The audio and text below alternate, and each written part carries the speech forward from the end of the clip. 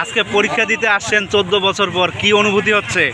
এটা হচ্ছে না পাওয়ার মতো একটা পরিস্থিতি। কবে যে পরীক্ষায় অ্যাপ্লাই করেছিলাম, হ্যাঁ, সেই পরীক্ষা আবার কবে যে হচ্ছে, কিভাবে হবে, হঠাৎ শুনলাম পরীক্ষা দিতে আসলাম কোনো ধরনের প্রস্তুতি ছাড়াই। দেখা যাক কি হয়। বেশ, সবাইকে আন্তরিক শুভেচ্ছা। আশা করি আপনারা সকলেই ভালো আছেন। মাদ্রাসা বোর্ডের পরীক্ষা সবেমাত্র হলো এবং সেই মাদ্রাসা বোর্ডের গ্রুপ ডির যে প্রশ্নগুলো রয়েছে তার সঠিক অ্যান্সার দেওয়ার চেষ্টা করছি, তাই অবশ্যই পুঙ্খানুপুঙ্খ ভালোভাবে বুঝে নেওয়ার চেষ্টা করবেন। তো চলুন আমরা প্রথমের যে প্রশ্নটা দেওয়া রয়েছে এখানে আপনারা দেখতে পাচ্ছেন যে fill in the blanks with a suitable article. তো একের এ বলা রয়েছে বি অ্যাওয়ার, এখানে হবে অফ, তারপর পিক পকেটস, তারপরে বি নাম্বার দেখতে পাচ্ছেন I gave him dash 100 rupee note, এখানে হবে এ 100 রুপি নোট। তারপরে 2 নাম্বার যেটা দেখতে পাচ্ছেন যে plural form of the following words, loaf, এই লোফটা হয়ে যাবে loaves, L O A V E S. তারপর এখানে দেখতে পাচ্ছেন ফার্নিচার, ফার্নিচারের প্লুরাল ফর্ম হবে ফার্নিচার, ফার্নিচার। তারপরে এখানে আপনারা দেখতে পাচ্ছেন write the past tense of the following words, put, পুটের পাস্ট হচ্ছে পুট। তারপরে ইট, ইটের পাস্ট ফর্ম আমরা কি জানি, এট, এ টি ই, এট।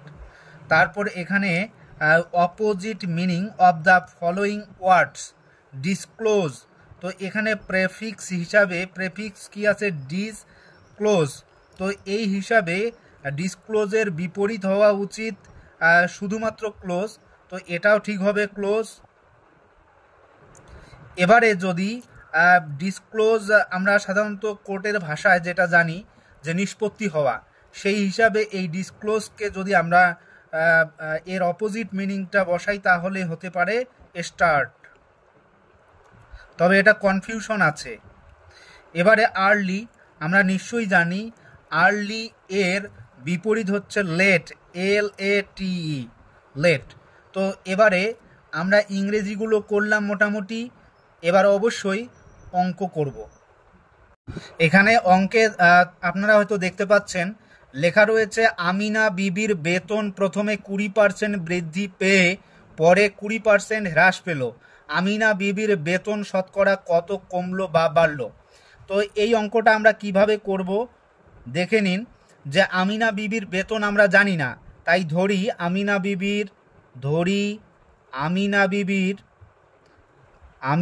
বিবির বেতন এক্স টাকা, তাহলে প্রথমে 20% বৃদ্ধি পায়, তাহলে 20% বৃদ্ধি পেয়ে বেতন হয় 20% বৃদ্ধি মানে 120/100 ইন্টু হচ্ছে এক্স, এই টাকাটা। তাহলে এখানে আমরা যদি কাটাকাটি করি তাহলে কত হয়, এই শূন্য কেটে দিন, তারপর এখানে 6 দোকানে 12, এখানে 5 দোকানে 10, অর্থাৎ 6x/5 টাকা হয়ে যাচ্ছে। তারপর এখানে দেখতে পাচ্ছেন যে 20% হ্রাস পেল, যে টাকাটা আমরা পেলাম তারই আবার 20% হ্রাস পেল, তাহলে 20% হ্রাস পেয়ে বেতন হয়, তাহলে 20% হ্রাস বলতে আমরা কি বুঝি, 80/100, গুণন হবে এই টাকাটা 6x/5, তাহলে এটাকে আমরা যদি কাটাকাটি করি তাহলে কত হয়, এই শূন্য কেটে দিন। তারপর এখানে দেখতে পাচ্ছেন যে 4 দোকানে 8, 5 দোকানে 10 কাটাকাটি যায়, তাহলে আমরা এখানে কি পেলাম, 4 6 24x/25, তাহলে 24x/25 এত টাকা। তাহলে মোটের উপর আমরা এখানে যেটা দেখতে পাচ্ছি সেটা লস হচ্ছে। কেন লস হচ্ছে, কারণটা হচ্ছে নিচে যদি বড় সংখ্যা দেখা যায়, উপরে যদি ছোট সংখ্যা দেখা যায়, স্বাভাবিকভাবেই আমরা বুঝতে পারি সেখানে লস হয়েছে বা ক্ষতি হয়েছে। তাহলে সেই ক্ষেত্রে আমিনা বিবির এক্স টাকাতে আমিনা বিবির তাহলে ক্ষতি হলো বা তার হ্রাস পেল কত? এক্স টাকা বেতনে আমিনা বিবির আমিনা বিবির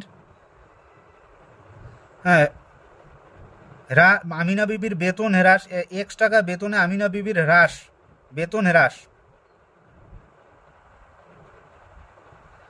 তাহলে হচ্ছে এক্স মাইনাস 24x/5 এত টাকা, 24x/25 হবে। তাহলে 25x একে 25x, তার থেকে 24x বাদ দিলে x/25 এই টাকাটা। তাহলে এক্স টাকা বেতনে আমিনা বিবির বেতন হ্রাস কত? x/25 টাকা। তাহলে 1 টাকা বেতনে আমিনা বিবির বেতন হ্রাস, তাহলে x/25 গুণন 1/x এত টাকা।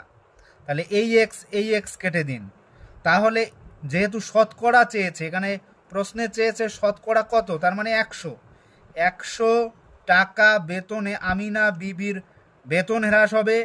তাহলে 1/25 আমরা এখানে পাচ্ছি গুণন 100, তাহলে 4/25 100, তাহলে হচ্ছে কত? 4 টাকা। তাহলে নির্ণেয় বেতনটা আমরা কত পেলাম? হ্রাস, যে আমিনা বিবির বেতন শতকরা 4% কমলো। আমিনা বিবির বেতন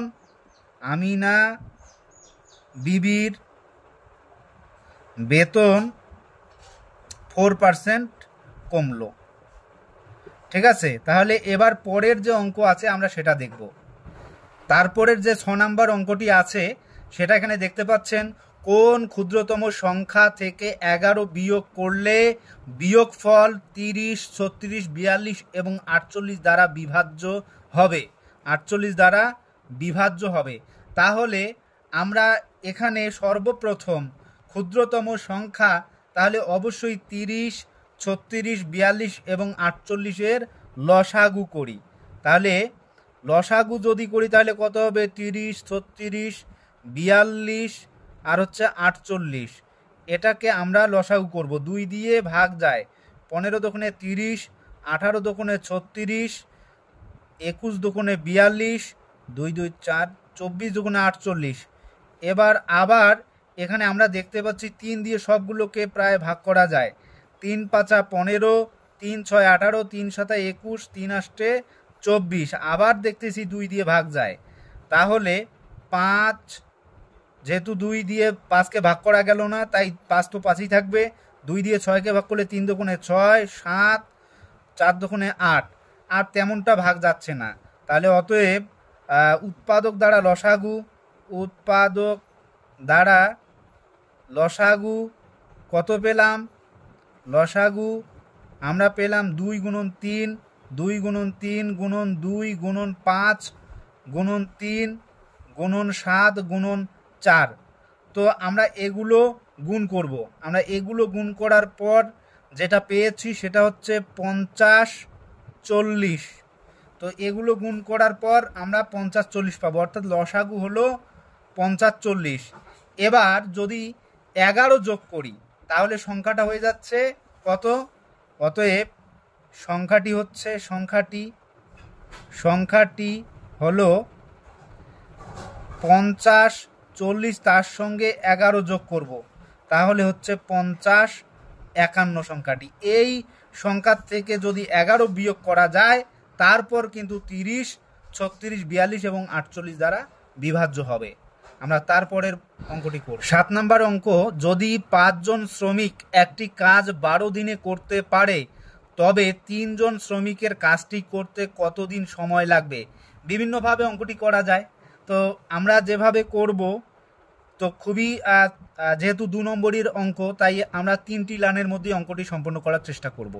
তাহলে এখানে দেখতে পাচ্ছেন যে 5 জন শ্রমিক একটি কাজ করে 12 দিনে, এই ভাষাটা লিখুন। 5 জন শ্রমিক একটি কাজ 12 দিনে করে, তাহলে একজন শ্রমিক একটি কাজ বা ওই কাজ, তাহলে কত হবে, যেহেতু ব্যস্তানুপাত তাহলে 5 দিয়ে গুণ হয়ে যাচ্ছে। এবারে 3 জন শ্রমিক, তাহলে ওই কাজটা কত দিনে করবে, 3 জন শ্রমিক, হ্যাঁ ওই কাজ, বা এখানে ওই লিখলেও হবে, একটি কাজ লিখলেও হবে, ওই কাজটি করবে 12 গুণন 5/3 এত দিনে, 3 4 12 অর্থাৎ 20 দিনে। এটি হচ্ছে অ্যান্সার। তার পরবর্তী অঙ্কটা আমরা করব। 8 নাম্বার, 2 অঙ্কের একটি সংখ্যার একক স্থানীয় অঙ্ক দশক স্থানীয় অঙ্কের 4 গুণ এবং অঙ্কদ্বয়ের যোগফল 10, সংখ্যাটি কত? তো এখানে যে বিষয়টা দেখানোর চেষ্টা করব সেটা হচ্ছে, আমরা নিশ্চয়ই একক দশক সম্পর্কে জানি। একক ধরে নিতে হবে যে, ধরি এখানে একক স্থানীয় অঙ্ক দশক স্থানীয় অঙ্কের 4 গুণ, অর্থাৎ দশক স্থানীয় অঙ্কটাকেই আগে ধরতে হবে। ধরি দশক স্থানীয় অঙ্ক এক্স, তাহলে কি হবে, একক স্থানীয় অঙ্ক কত হয়ে যাচ্ছে, 4 গুণ। এই দশক স্থানীয় অঙ্কের 4 গুণ হচ্ছে একক স্থানীয়, অর্থাৎ 4x। তাহলে অতএব অ্যাকর্ডিং টু কোয়েশ্চেন আমরা লিখতে পারি 4x প্লাস এক্স, অর্থাৎ অঙ্কদ্বয়ের যোগফল 10 দেওয়া আছে, তাহলে 4x plus x is equals to 10 হয়ে যাচ্ছে। তাহলে এখানে কত হবে, 5x ইজ ইকুয়ালস টু 10, বা x ইজ ইকুয়ালস টু 10/5, এটা হয়ে যাচ্ছে 5 দুগুণে 10, তাহলে বা x সমান সমান 2। তাহলে আমরা নিশ্চয়ই জানি একক দশক, তাহলে একক যদি হয়, দশক যদি হয় x, আর 4 গুণ হবে একক অর্থাৎ 4x, তাহলে সংখ্যাটাও এখানে কত হয়ে যাচ্ছে, এখানে 2 হয়ে যাচ্ছে, আর 4 গুণন এখানে আবার x এর মান 2, তাহলে কত হয়ে যাচ্ছে 2 এখানে 8, তাহলে আমরা সংখ্যাটি কত পাচ্ছি, 28। তাহলে আমরা ভাষায় কিভাবে প্রকাশ করব, ভাষায় প্রকাশ করব যে, অতএব সংখ্যাটি এখানে দশক বলতে 10x প্লাস 4x, তাহলে 10 ইন্টু 2 প্লাস 4 ইন্টু 2, তাহলে এটা হয়ে যাচ্ছে 10 দুগুণে 20 যোগ 4 দুগুণে 8, তাহলে সংখ্যাটি হয়ে যাচ্ছে 28। তো আজকের যে পরীক্ষা হলো, এই পরীক্ষায় এই প্রশ্নগুলো এসেছিল স্মৃতির থেকে নেওয়া, আর আমি এই অঙ্কগুলো করে দিলাম। আশা করি এগুলো 100% ঠিক। ধন্যবাদ।